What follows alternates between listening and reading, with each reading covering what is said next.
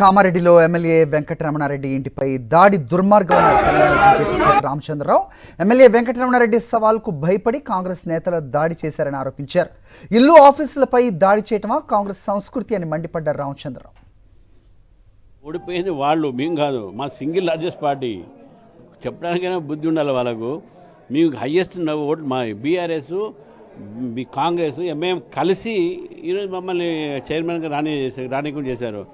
అంతేగాని గెలిచింది మేము కాబట్టి వాళ్ళకు మండి ఉండొచ్చు. ఇప్పుడు వాళ్ళు ఓడిపోగానే మా ఎమ్మెల్యే మీద ఏదో ఆరోపణలు చేశాడు. మీ ఆరోపణలు తప్పు, రాండని నిరూపిస్తానని చెప్పాడు.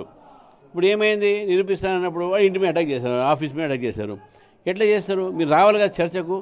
అవి చెప్పకుండా ఈయన నిరూపిస్తానని చెప్పి భయపడి వారి ఎమ్మెల్యే ఆఫీస్ మీద అటాక్ చేస్తారు. అటాక్ ఎందుకు, ఏం అవసరం వచ్చింది?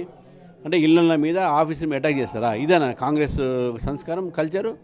మీ రాజకీయ సంస్కారం కావచ్చు, కానీ మేము కూడా ఎదుర్కొంటాం. అది వాళ్ళే చేసుకున్నారు. వాళ్ళే కాంగ్రెస్ పార్టీ వాళ్ళు చేసి మా మీద వేసే ప్రయత్నం చేస్తున్నారు.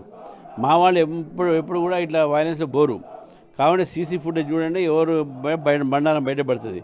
కాంగ్రెస్ పార్టీ మనం ఎందుకు వచ్చారు మా దగ్గరికి? ఫస్ట్ అది అడగండి. మీరు ముందు వాళ్ళ కారు దమ్మ తర్వాత మాట్లాడదు ఎవరు చేశారనేది. మీరు మా దగ్గరికి ఇంతమంది వేల మంది ఎందుకు వచ్చారు? మీ ఉద్దేశం దురుద్దేశం కాబట్టే వచ్చారు కదా.